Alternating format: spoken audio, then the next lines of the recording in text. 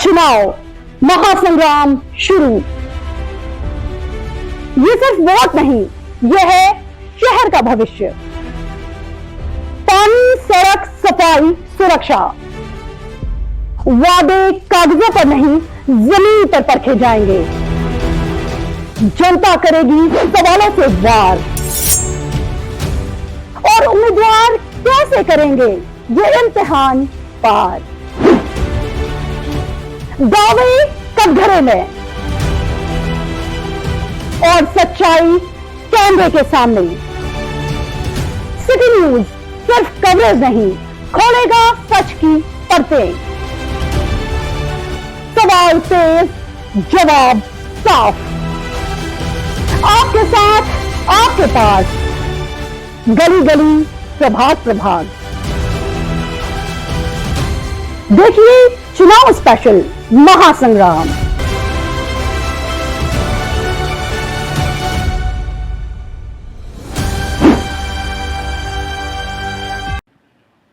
नमस्कार, सिटी न्यूजच्या महासंग्राम या विशेष मोहिमेमध्ये मी रोहित कडे आपल्या सर्वांचं स्वागत करतोय। आपल्या सर्वांना माहिती आहे, सर्व अमरावती शहरातील प्रभागामध्ये आपला महासंग्रामचा रथ दाखल होतोय। तर आज आपण प्रभाग क्रमांक 14 मध्ये दाखल झालेला आहोत आणि उमेदवार सुद्धा आपल्याशी जुडलेले आहेत। नेमक्या कोणत्या विकास कामाचे मुद्दे घेऊन आता उमेदवार या महानगरपालिका निवडणुकीला समोर जाणार हे त्यांच्याच तोंडातून आपण जाणून घेणार आहोत। आपल्यासोबत जुडलेले आहेत, आपला परिचय द्या अगोदर आणि कोणते विकास कामाचे मुद्दे घेऊन या निवडणुकीला समोर जात आहे।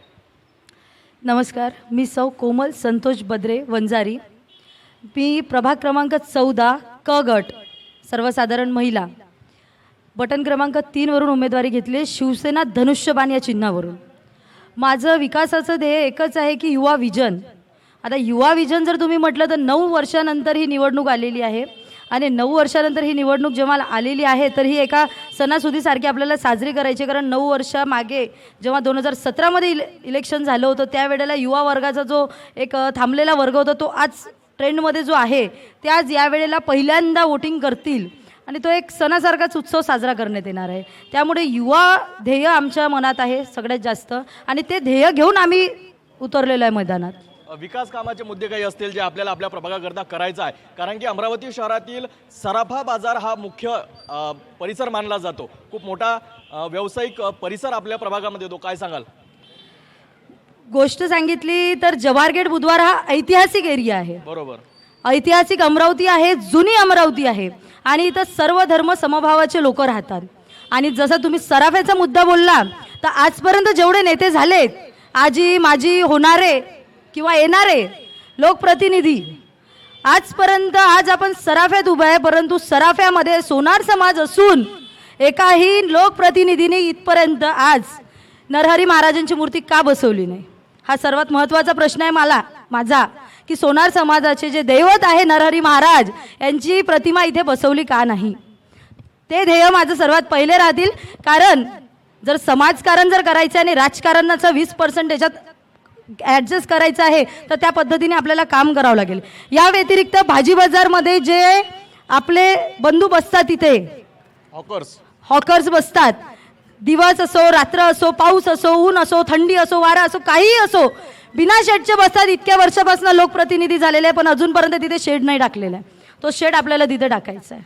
या व्यतिरिक्त राज्य शासनाच्या महाराष्ट्र शासनाच्या ज्याही योजना अंमलबजावणीत आणलेल्या आहेत त्या योजनाचा महिलांना आपल्याला लाभ द्यायचा आहे।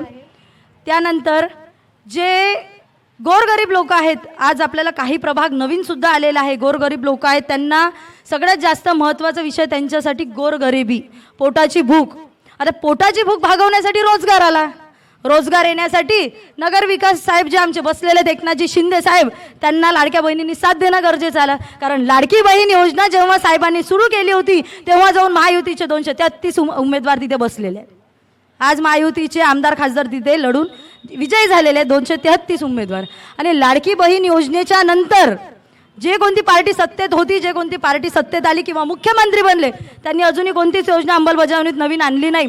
ज्या अंमलबजावण्या झालेल्या आहेत ते एकनाथजी शिंदे साहेबांच्या कारकिर्दीतच झालेले आहेत। तर त्यामुळे शिंदे साहेबांचे हात बळकट करण्यासाठी आज अमरावतीला, पूर्ण अमरावती जिल्ह्याला माझं आव्हान आहे की शिंदे सेनेचे एकनाथजी शिंदे साहेबांचे उमेदवार तुम्ही जास्तीत जास्त प्रमाणात निवडून आणा, कारण हेच तुमचे उद्याचं म्हणजे जे आपण विकास म्हणतो ते करतील. कारण आतापर्यंत स्मार्ट अमरावती बनणार होती, सत्तेमध्ये असलेल्या लोकांनी सांगितलं होतं स्मार्ट अमरावती बनवू.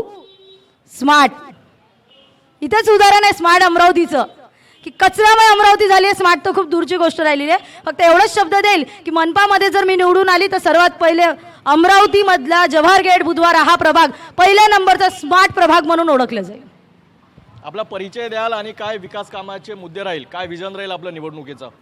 नमस्कार, मैं अनिशा मनीष चौबे, जवाहर गेट बुधवारा 14 प्रभाग 14, मेरा बटन क्रमांक है 2, गट क से खड़ी हूँ मैं ज़्यादा कुछ बोलना नहीं चाहूँगी. मेरा यही बोलना है कि हमारा विज़न यही रहेगा कि अभी हम जहाँ जहाँ घूम रहे हैं लोगों का अधिकतर यही बोलना है कि लोग जीत के तो आ जाते हैं पर आपस आके नहीं देखते हैं हमारे तरफ. अधिकतर महिलाओं की प्रॉब्लम यही है कि नालियाँ भरी हुई है, कचरे वाले नहीं आते हैं, और उसके बाद में पानी की प्रॉब्लम है. कई लोगों को पानी की भी प्रॉब्लम है. कई जगह मतलब बोरिंग है पर इलेक्ट्रिक वाला नहीं है, जो बंद हो चुका है. तो मेरा यही बोलना है कि हमारे पीछे 2 बड़े आमदार का साथ है. मेरे जितना फंड हो सके उतना लाऊंगी और ये सब प्रॉब्लम को सॉल्व करने की. भाऊ काय सांगाल, अनेक वर्षांपासून आपण शिवसेनेचं प्रतिनिधित्व करताय, कशा पद्धतीचे यावर विकास कामाचे मुद्दे राहील आपल्या प्रभागासाठी? माझं नाव सांगू पहिले? हो, आपला परिचय. मी प्रवीण वसंतराव हरमकर, माझी पत्नी सौ विशाखा हरमकर. या प्रभागामध्ये आम्ही 14 जवाहर गेट आणि बुधवारा या प्रभागामध्ये आम्ही दोघे उभे आहे. विषय असा आहे, लोकांच्या गरजा 3-4 असतात. महानगरपालिके म्हटलं तर महानगरपालिकामध्ये स्वच्छता, पाणी प्रश्न, लाईट आणि जिथे जिथे सौंदर्यीकरण असलं तिथलं सौंदर्यीकरण झालं पाहिजे. आणि मूलभूत सुविधा ज्या असतात, जसं मार्केट एरिया असला म्हणजे त्या ठिकाणी संडास बाथरूमची व्यवस्था असली पाहिजे. मार्केट एरियामध्ये काय काय सुविधा असल्या पाहिजे ते पण आहे, पण यासाठी कुठे कुठे जागा पाहिजे. जसं आता मागच्या वेळेस माझ्याकडे मी शेवट इलेक्शनमध्ये 8 वर्ष आधीचा 9 वर्ष आधीचा, तर मी सक्करसातमध्ये एक जागा म्हणजे शेवटी मला ती जागा नव्हती, पण एक सर्व्हिस गल्लीमध्ये गोळेवार साहेब होते, की आम्ही कोणत्या पद्धतीनं सँक्शन केली आणि कसं केली ते आम्हालाच माहीत आहे. कारण की जागा नाही मिळत. गेटच्या आतमध्ये जुनी वस्ती असल्यामुळे अनेक प्रॉब्लेम येतात गेटच्या आतमध्ये बाजारमध्ये. कारण की इथली एक दुकान 50-50, 20, 60-60, 1-1 करोडची दुकान आहे आणि बाथरूमसाठी कोणी जागा देत नाही. तर हा काही विषय आणि काही नजूरच्या जागा नाही आहे. आज इथं जो आपण इथं उभा आहे ही पण जागा मंदिराची आहे. ही काही प्रायव्हेट प्रॉपर्टी नाही आहे, म्हणजे प्रायव्हेट प्रॉपर्टी आहे, काही सरकारी जागा नाही. ताईने एक छान विषय काढला माझ्या भगिनीनी, का सोनार समाजाचा पुतळा का नाही. चांगला विषय, त्यांचे विजन चांगलं आहे, त्यांचं अभिनंदन. पण पुतळा बसवासाठी कधी पण त्याची परमिशन भेटते का पहिले याचा विचार केला पाहिजे. ताईला त्याचा अभ्यास नसेल. कारण की शिवाजी महाराजांचा पुतळा कोणी कुठे उभा करू शकत नाही, तर मी पण कुठे उभा करू शकत तो पुतळा. कारण की त्याला सरकारी 2005च्या आधी जे पुतळे लागून गेले त्याला मान्यता आहे, आणि 2005च्या नंतरचे देवाचे पुतळे असले ते पण काढले सरकार. 2005च्या नंतरचे जे पुतळे असले तो काढण्याचा अधिकार सरकारला आहे. नवीन पुतळा बसवण्याचा आजही अमरावती शहरात तुम्ही महानगरपालिका क्षेत्रात जाऊन पहा, जिथे आता झोन नंबर 2मध्ये अजूनही साठेसाहेबांचा पुतळा बांधून ठेवलेला आहे, राणीबाईचा पुतळा बांधून ठेवलेला आहे. असे अनेक पुतळे आहे का जे त्याचं हे झालं नाही, म्हणजे त्याची बसवता आला नाही. समाजाचा पुतळा माझं कर्तव्य आहे, पण समाजाचा पुतळा तुमचं एक मशान असते तिथे आहे. आमचं जे दुकान आहे सगळ्याच्या मनात असते, सगळ्याच्या दुकानामध्ये आमचे जे आराध्य दैवत आहे त्यांच्यामध्ये असते. पण ताईला मी विनंती करेन, त्यांनी विषय फार सुंदर घेतला, पण यांना त्याच्यावर उत्तर द्यायला पाहिजे का ह्या पुतळा सँक्शन कोण करेल आणि तो कुठे बसून दाखवेल. कारण की त्याला भाऊ किती परमिशन पाहिजे, गव्हर्नमेंट तुम्हाला परमिशन देत नाही कोणता नवीन पुतळा बसवायला. आता विजन आहे तुमचा का आम्ही काम कोणतं करायला पाहिजे. कामाची पद्धत अशी असते, महानगरपालिकेत कोणती नस दाबली तो कोणती नस उडते हे ज्याला समजलं त्याला कुठंच जावं लागत नाही. आणि महत्त्वाचा विषय हा रोड आहे.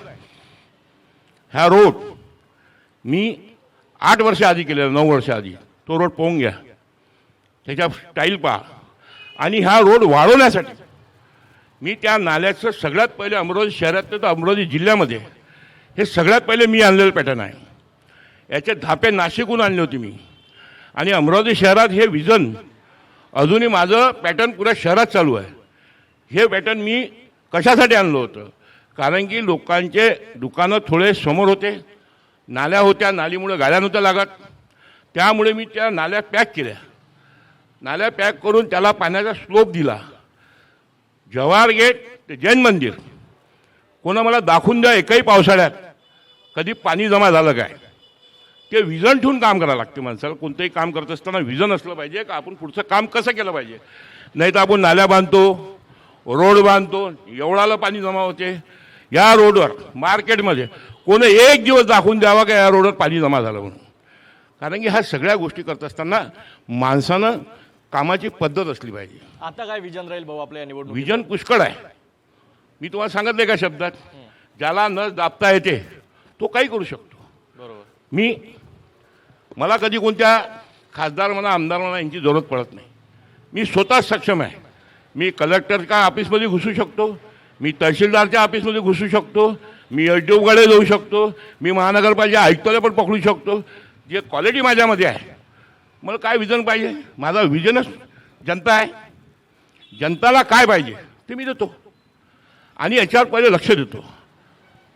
महत्त्वाचं, लोकांच्या गरजा फार कमी असतात. लोकांच्या महत्त्वाच्या गरजा असतात का त्यांना लाईट, पाणी, साफसफाई हे महानगरपालिकेच्या लोकांशी कनेक्टेड असते.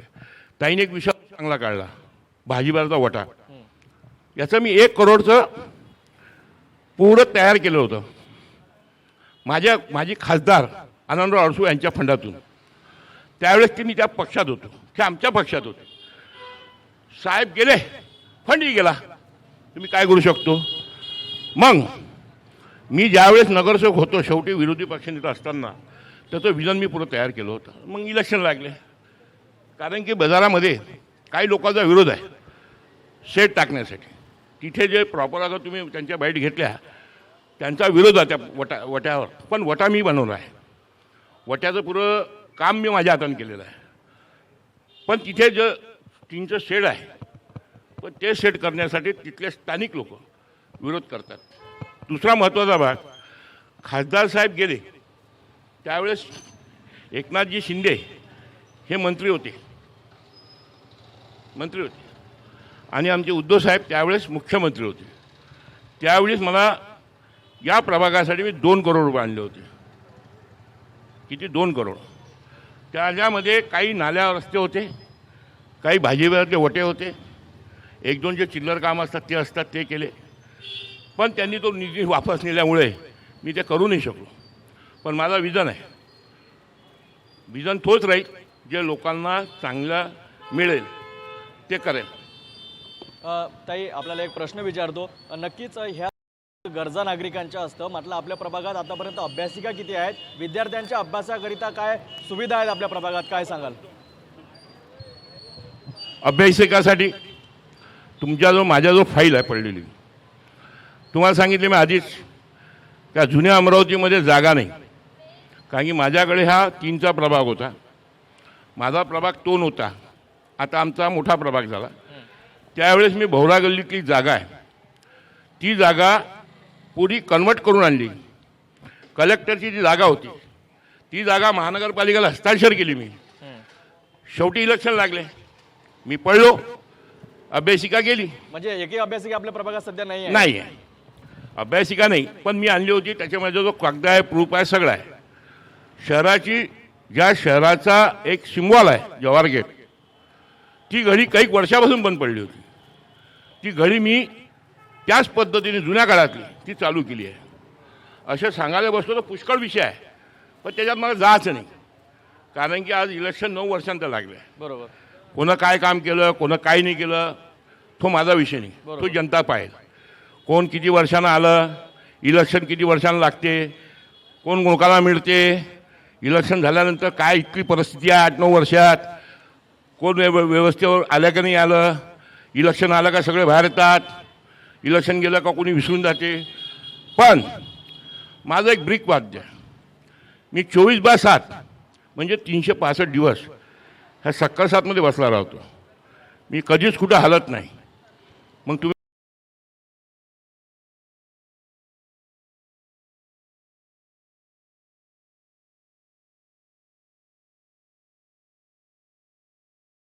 सगळा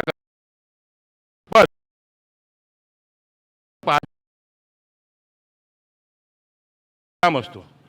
कोणाही जवळ नंबर मिळते, जेवढे लोक असेल या प्रभागात, जो जुना प्रभाग आहे त्यामध्ये सगळ्यांजवळ माझे नंबर होते आणि मी नंबर द्यायला हिसकत नाही.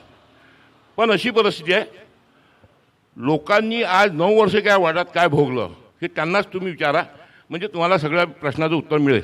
काय वाटतं ताई, आपल्याला अभ्यासिका आपल्या प्रभागात व्हायला नको का? विद्यार्थ्यांच्या शिक्षणाची जबाबदारी कोणाची राहील मग? सर्वप्रथम प्रवीण भाऊंना मी एक शब्द बोलेल की दादा, तुम्ही ताईंना उत्तर विचारलं होतं तर ताईंना उत्तर तुम्ही द्यायला पाहिजे होतं. आणि नक्कीच दादांनी जो मत मांडलेलं आहे की अभ्यासिका नाही आहे, आता मला असं वाटतंय दादा माझ्या विरोधात उभे आहेत की काय, कारण दादा माझ्याच विरोधात बोलले. पण दादा, हा माझा शब्द राहील की मी नरहरी महाराजांची मूर्ती इथे आणेल, त्यांचं स्मारक इथे बांधेल, हा माझा एक शब्द राहील तुम्हाला. आणि या व्यतिरिक्त जे तुम्ही अभ्यासिकाची गोष्ट केली, तर आमच्या प्रभागामध्ये दादा 14मध्ये अभ्यासिका नाहीच आहे. अभ्यासिका काय विचारता तुम्ही, खुले मैदानसुद्धा नाही आहे लेकरांना खेळण्यासाठी. जर आज विचार केला तर एवढे जागे ओपन पडलेले आहेत, पण खुले मैदान, लेकरं काय मोबाईल घेतात, मोबाईलमध्ये बसतात. खुले मैदान नाही आमची, ते अभ्यासिका नक्कीच असायला पाहिजे, कारण हाच युवा वर्ग उद्याचा लोकप्रतिनिधी असेल. त्यामुळे त्याच्यासाठी आम्ही नक्कीच प्रयत्न करू आणि तो ध्येय आमच्या विचारसरणीत आहे की आम्हाला अभ्यासिका आणायची आहे. त्यासाठी जेही प्रयत्न आम्हाला करावं लागेल ते प्रयत्न आम्ही करू, नक्कीच करू. कारण आपल्या ध्येयांमध्ये लिहिलेलं आहे की महिलांसाठी प्रशिक्षण द्यायचं आहे आपल्याला, आत्मसंरक्षण, त्याचसोबत मुलांसाठी, लेकरांसाठी आपल्याला खुले मैदान आणायचं आहे. त्या खुल्या मैदानाचा दुसरा फायदा असा की जेव्हा लेकरं तिथे खेळायला जातील तर तेव्हा त्यांचे आजी आजोबासुद्धा तिथे खेळायला जातील, जेणेकरून त्यांचासुद्धा तिथे व्यायाम होतील आणि एकमेकांशी जेव्हा भेटतील तेव्हा मन व्यक्त होईल. बरोबर. या व्यतिरिक्त जे अभ्यासाचं तुम्ही म्हटलं, आपण तिथे जे UPSC MPSCचे प्रशिक्षण करतात त्याचीसुद्धा पुस्तके आपल्याला तिथे अवेलेबल करून ठेवायचे आहे, हे आपलं विजन आहे. आणि माझं मत हेच आहे की माझ्या विरोधात जर माझी जी महिला कॅन्डिडेट उभी आहे तिने माझ्या विरोधात बोलायला हवं, पुरुषांनी बोलण्यापेक्षा. कारण आम्ही इथे आज कितीतरी वर्षापासून काम करतोय. दादांनी जो शब्द मांडला की 24/7, तर इथे असलेल्या अर्ध्यापेक्षा जास्त लोकांना माहिती आहे 24/7 कोमल बद्रे सुद्धा रस्त्यावर असते. हे सगळ्यांना अनुभव आहे की कोमल बद्रे सुद्धा एका फोनवर रात्रीची सुद्धा येते. नवऱ्याचं नाव घेऊन मी पुढे जात नाही, कोमल बद्रेची स्वतःची ओळख आहे. लोक इथे नवऱ्याचं नाव घेतात, नवऱ्याच्या नावाने उभे राहतात आणि महानगरपालिकेच्या सभागृहामध्ये नवरा जाऊन सही मारतो, तिथे नवरा जाऊन बसतो. काम करायचंय, महिलेला मैदानात उतरवलेलं तर महिलेनेच काम करायला पाहिजे. आणि दुसरा महत्त्वाचा मुद्दा, स्थानिक उमेदवारांनी काम करायला पाहिजे. जे आणलेले आहेत बाहेरून, जे इथं 10 वर्ष अगोदर आणि 12 वर्ष अगोदर राहायचे, ते उमेदवार आमच्या छातीवर इथं नाही बसवायला पाहिजे. हे जय सत्तेत असलेली, न सत्तेत असलेली जय पार्टी आहे, त्यांना माझं निवेदन आहे की स्थानिक उमेदवार तुमच्याजवळ नाही का, की ज्यांचा तुम्ही गळा घोटताय आणि बाहेरचे उमेदवार आमच्या छातीवर बसवतायत आणि त्या उमेदवारांना बोलता येते का? शेवटी उद्या त्यांच्या नवऱ्याच जातील तिथं सभागृहात, नाही तर पाहून घ्यायचा. बोलणाऱ्या व्यक्तीला, आज मी जर इथे उभी आहे तर मी जनतेचा आवाज घेऊन उभी आहे, स्वतःसाठी उभी नाही आहे. आणि माझं घर, दादा तरी सराफात राहतात, मी तिथे राहते पटवीपुरा स्वामी समर्थ मंदिराच्या बाजूला. माझं घर प्रत्येकाला माहिती आहे आणि माझ्या घरी लहान लेकरापासून तर मोठ्यापर्यंत ते कोमल बद्रे कोण आहे कोणाला सांगावं नाही लागेल. भाऊ, आणखी एक प्रश्न घेतो आपल्याला. आपल्या प्रभागातच एक उड्डाणपूल गेल्या अनेक वर्षांपासून प्रलंबित आहे, त्याचं काम आता आपली राष्ट्रवादी सोबत युती आहे, तर कशा पद्धतीचं काम सुरू होईल का? हे काम कधी पूर्ण होईल? काही आपलं यावर येणार? कारण मुस्लिम बांधवांना व्यवसाय करण्याकरिता असो किंवा आणखी काही गोष्टी करता मोठ्या प्रमाणात त्रास सहन करावा लागतोय. विषय असा आहे, मी त्याच्या संदर्भात एक आंदोलन छेडलं होतं ह्या पुलासंदर्भात, आणि त्या पुलासाठी मी निवेदन दिलं. एक माझी कामाची पद्धत वेगळी आहे. मी पहिले एक पत्र देत असतो, निवेदन देतो, त्यानंतर स्मरणपत्र देतो स्मरणपत्रानंतर मग मी माझ्या हिशोबानं काम करतो त्या अधिकाऱ्याला काय करायचं. पण तेवढ्यातच काही गव्हर्नमेंटला वाटलं असेल, काही कोर्टात गेले, संजीवनी आपल्या पद्धतीनं काम केलं, त्याचं काम सुरू झालं. आता त्याचं काम सुरू आहे पुलाचं. त्यांना टाईम दिलेला आहे, टाईमला काही त्याच्यामध्ये अजून तारीख दिली आहे त्यांनी, त्या तारखेप्रमाणे त्याचं काम चालू आहे. सध्याचं काम चालू आहे तिथे. दोन्ही आमदार आपल्यासोबत आहेत. आता काय वाटते, होईल काम या 1001%. कधीपर्यंत पूर्ण होईल काय हे वाटतं? आता गव्हर्नमेंट सांगू शकते. ताई काय सांगाल, आपण सुद्धा एक राष्ट्रवादीच्या उमेदवार आहात. दोन्ही आमदार आपल्यासोबत आहेत. विकास कामाचे मुद्दे घेऊन आपण समोर जात आहे. मात्र गेल्या अनेक वर्षांपासून शहरातला एक उड्डाण पूलच प्रलंबित आहे. काय सांगाल यावर? मेरा बोलना इतना ही है भैया, जैसे दीदी ने बोला कि मेरे जो सामने खड़े हैं वो क्यों नहीं बोल रहे हैं. मेरा एक ही बोलना है कि आप एक्सपीरियंस होल्डर हो. मैं आपको भी बेस्ट बोलती हूँ, मैं भी लाइन में खड़ी हूँ, है ना. वो एक्सपीरियंस होल्डर है, नो प्रॉब्लम. पण मेरा ये बोलना है, कारण हेच आहे की मुस्लिम बांधवांची सुद्धा आपल्याला मतं पाहिजे आहेत, बरोबर आहे. आणि त्यांनाच मोठ्या प्रमाणात त्याचा त्रास सहन करावा लागतो गेल्या अनेक वर्षांपासून. तर आता आपण त्या लोकांपर्यंत पोहोचत असाल तर काय प्रतिक्रिया येतात लोकांच्या, कशा पद्धतीचा त्यांचा त्रास असेल किंवा उड्डाणपूल चालू करण्याकरिता काही मागण्या असेल नागरिकांच्या, काय सांगाल? हमारा यही बोलना है कि हमारे साथ में 2 आमदार खड़े हैं, उनका साथ हमारे साथ में है. जितना हो सकेगा हम हमारी तरफ से पूरी कोशिश करेंगे. और आप जो उड़ान पुल की बात कर रहे हो वो पूरा करने की पूरी कोशिश करेंगे. एक मेरा ये बोलना है कि अपनी जो महिला जो है यहाँ पे, मतलब CCTV कैमरे लाने का, मतलब महिला सशक्तिकरण का काम, मेरा फोकस उस पर ज़्यादा रहेगा. और आप जो उड़ान पुल का बोल रहे हो वो भी हम करेंगे. काय वाटते ताई, दोन्ही आमदार आहेत मात्र काम अद्यापही पूर्ण झालेलं नाही. नेमकं काय कारण असेल आणि कशा पद्धतीच्या समस्यांना सामोरे जात आहे नागरिक? आता 9 वर्षानंतर जेव्हा निवडणूक आलेली आहे तर त्यावेळेस तुम्ही एक बघितलं असेल, यावेळेसचा जो एजेंडा आहे तो समाजा थ्रू चालून राहिलेला आहे. म्हणजे समाजाने विश्लेषण करून ठेवलं की हा माझा तो माझा अशा पद्धतीचं चालू आहे, जे नाही व्हायला पाहिजे. पहिला महत्त्वाचा विषय. आता राहिला विषय समाजाचा. तर समाजाचा विषय दादा, तर आमदार, खासदार, माजी आमदार, येणारे आमदार, होणारे आमदार यांच्याच ठेकेदारांना ठेके का द्यायचे? वाल्मिकी समाजाचा जो कचऱ्याचा ठेका असतो तो ठेका आपण त्यांना देऊ शकत नाही का? सगळ्यात पहिला प्रश्न माझा. त्याच्या व्यतिरिक्त जर आज आपले लोक तिथे जाऊन काम करतायत तर त्यांचा जो 500 रुपये रोज असतो त्यांना 200 आणि 300 रुपये रोज देतात. म्हणजे ठेकेदाराचे आपण पोट भरून राहिलेलो आहे आणि कचरा द्यायचे तैसे आपल्या दरवाजे के सामने का? हे मग बदलायला पाहिजे ना कुठेतरी. सर्वसामान्यांना ठेके द्या ज्यांना त्याची गरज आहे आणि जो खरंच करू शकेल. आणि राहिला उड्डाण पुलाचा प्रश्न, तो उड्डाण पूल तर बाजारातला आहे दादा. जो राजकमलचा उड्डाण पूल बंद पडलेला आहे, ज्याचा सर्वात जास्त त्रास होऊन राहिलेला आहे लोकांना, त्याचं काय? त्याच्यासाठी करायला पाहिजे. बरं, हा जाऊ द्या विषय. मागच्या वेळेला शिवाजी महाराजांचा अपमान झाला होता, कोमल बद्रे उभी होती, तुम्ही सगळे माझे प्रेस बंधू तिथे होते, मी एकटीने आवाज उचलला होता त्यावेळेला. बाकी तेव्हा काय लपले होते हो, जे म्हणजे म्हणतायत आता की आम्ही असं करू तसं करू. मला करायचं काय हे कामातून दिसेल, कामातून दिसेल. आणि ताईंनी जसं म्हटलं ताई बेस्ट ऑफ लक, तो ताई इलेक्शन 4 दिन का रहता, अपने को आगे चल के एक ही प्रभाग में रहना है, साथ में रहना है, आपको भी बेस्ट ऑफ लक. सोनार समाजासाठी आपण एक विशेष कार्य करण्याचं सांगितलं होतं, पुतळा बसवायचा आहे. भाऊंनी सांगितलं की त्याचं परमिशन मिळत नाही. आपण उपमुख्यमंत्र्यांच्या हस्ते की परमिशन वगैरे, नगर विकासाचं खातं जे आहे उपमुख्यमंत्र्यां साहेबांच्या हाती आहे. जर साहेबांचे हात बळकट राहिले, मी आधी पण बोलली की ज्या पण अंमलबजावण्या झालेल्या आहेत एकनाथजी शिंदे साहेब मुख्यमंत्री असतानाच झालेले आहेत. सत्तेत असताना जे आता जे मुख्यमंत्री आहेत, आता कोणत्याच योजना अंमलबजावणीत आलेल्या नाही. जे मुख्यमंत्री होते त्यांनीच त्या योजना काढलेल्या आहेत आणि त्याच चालू आहेत आणि त्या कधी बंदही होणार नाही जोपर्यंत उपमुख्यमंत्री साहेब एकनाथजी शिंदे सत्तेत बसलेले आहेत. आपण सांगितलं की आपण समाजाच्या तळागाळात जाऊन काम करता, मात्र हे सर्व करण्याकरिता एक नगरसेवकाचं पद हवं का? सामान्य नागरिक करू शकला नक्कीच नाही, नक्कीच नाही. परंतु जेव्हा आपण काम करतो त्यावेळेला कुठेतरी लोकप्रतिनिधी जो येतो ना, ज्यांना 9 वर्षापर्यंत लोकांनी पाहिलंच नाही. काल आम्ही खूप छान असा पिक्चर बघितला, पण आता त्याचा व्हिडिओ नाही दाखवत मी तुम्हाला. लोकांचा प्रश्न होता 8 वर्षापासून कुठं गेली होती, हा प्रश्न होता लोकांचा.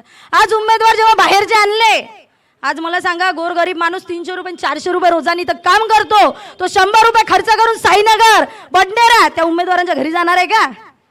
आणि तिथं जाऊन काम होईल याची शाश्वती काय? कारण याच्या अगोदर सत्तेत असताना नगरसेवक असताना आशा वर्कर ताई त्यांच्या घरी गेल्या होत्या, पाणी सुद्धा पाजलं नाही म्हणते नगरसेवक बाईंनी.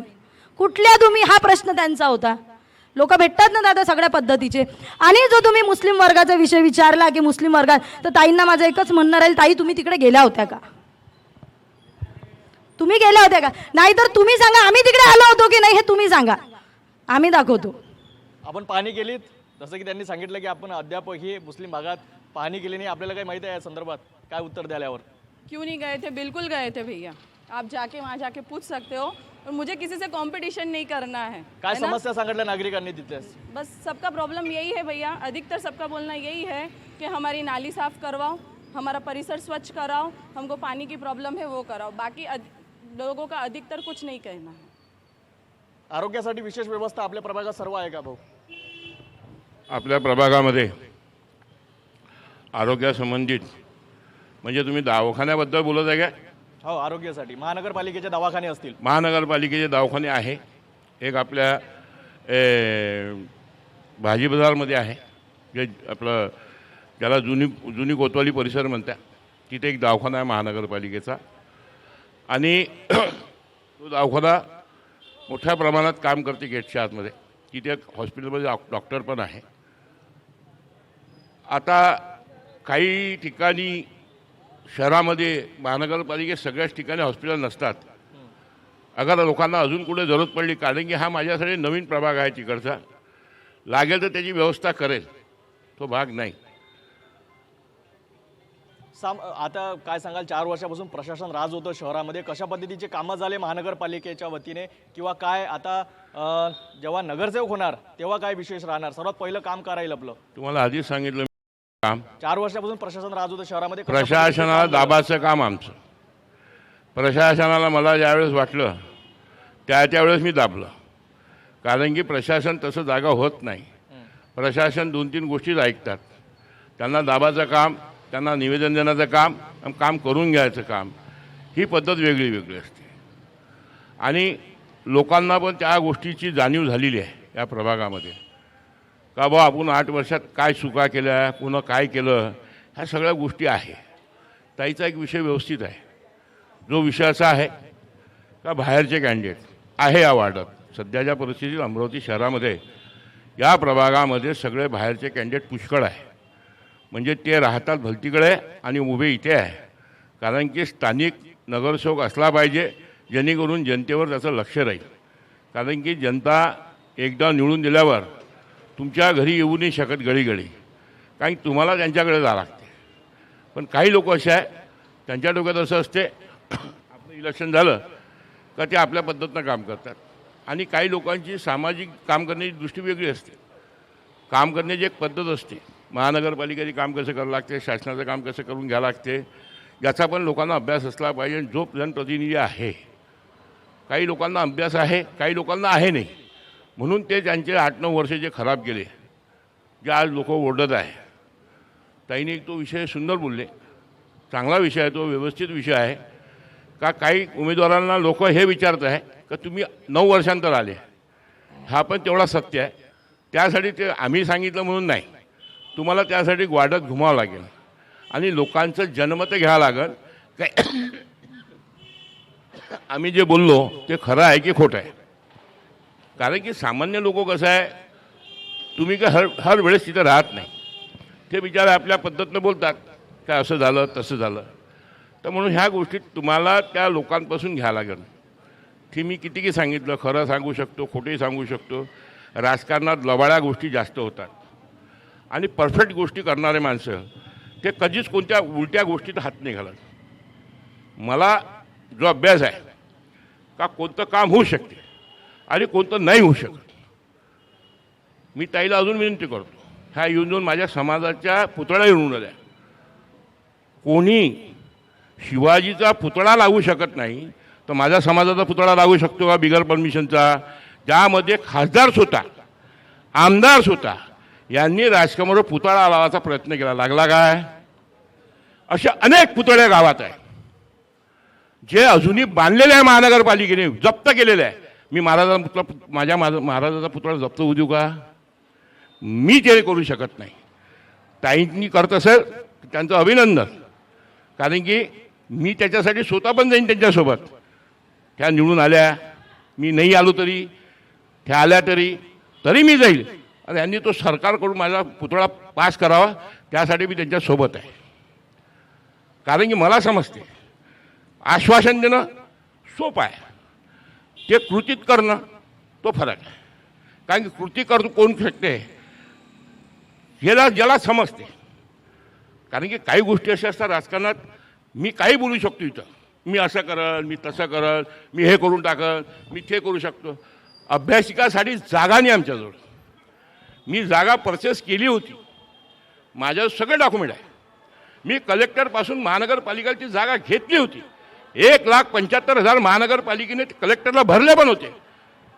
पण इलेक्शन लागलं, ती जागा लोकांनी आता हडपून घेतली महानगरपालिकेपासून. याची पण तपशील करा. कारण की काय, काही गोष्टी अशा असतात लोक बोलतात तर ते कृतीत होत नाही. दुसरा विषय, जसा तुम्ही अनेक विषय आता बोलाल, पुष्कळ विषय आहे, पण मला त्याच्यावर जायचं नाही. मी तेच बोलेल जे काम होते, जे काम करू शकतो. माझे 2 शब्द बोलून मी संपवतो. जय हिंद, जय महाराष्ट्र. काय सांगाल ताई, 4 वर्ष आता प्रशासन राज होतं शहरामध्ये, कशा पद्धतीचे कामे चालले आणि आता आपण सुद्धा प्रशासनाला दाबून कामं करून घेतली का आतापर्यंत, काय सांगाल? आजपर्यंत प्रशासनाला दाबूनच कामे केले. सत्तेत असून शिवाजी महाराजांचा अपमान झाला तेव्हा आम्ही विरोधच केला. आणि प्रवीण भाऊंना माझं फक्त एकच म्हणणं राहील की प्रवीण भाऊने एकेरी भाषेत शिवाजींचा पुतळा म्हटलं, छत्रपती शिवाजी महाराज हा शब्द वापरायला पाहिजे. जय महाराष्ट्र. नक्कीच यावेळी अनेक उमेदवार आपल्याशी जुडलेले होते. भाऊ, हा भाऊ. काही नाही घ्या, फार अलग विषयावर येऊन राहिल्या. राजे छत्रपती शिवाजी महाराज आम्हाला कोणी शिकूच नाही, पहिली गोष्ट. आता कसं होऊन राहिलं, ह्या माझ्या विरोधात उभे आहे का मी यांच्या विरोधात उभा आहे? कारण की यांनी माझ्या महाराजावर बोलले, आता अजून त्याच महाराजावर बोलून राहिले. महाराज शिवाजी महाराज सांगण्याचा प्रयत्न आम्हाला कोणी करू नये. कारण जेवढ्या केसेस आमच्यावर आहे शिवाजी महाराजांसाठी, तेवढ्या केसेस कोणावर नाही. माझ्या 87 केसेस आहे. दंग्याच्या असो का कोणत्याही असो, असं आमच्याबद्दल कोणी बोलू नये. नक्कीच यावेळी अनेक उमेदवार आपल्याशी जुडले होते. आपण प्रभागामध्ये सर्वच प्रभागामध्ये दाखल होतो. सामान्य नागरिक सुद्धा या ठिकाणी आहे. कोणाला आपल्या प्रभागाबद्दल काही प्रश्न असेल, नक्की सिटी न्यूज चॅनलच्या महासंग्रामचा रथ प्रभाग क्रमांक 14 मध्ये दाखल झालेला होता. अनेक उमेदवार आपल्याशी जुडलेले होते. आपापले विकास कामाचे मुद्दे घेऊन या निवडणुकीला ते समोर जात आहेत. अनेक विकास कामे करण्याची त्यांची इच्छा आहे. आपण असं सर्व प्रभागामध्ये जाणार आहोत आणि सर्व उमेदवारांच्या प्रतिक्रिया जाणून घेणार आहोत. नेमक्या कोणत्या विकास कामाचे मुद्दे घेऊन आता ते या निवडणुकीला समोर जात आहे. तुम्ही कुठेही जाऊ नका, आपण लवकरच दुसऱ्या प्रभागात आपल्याशी जुळणार आहोत.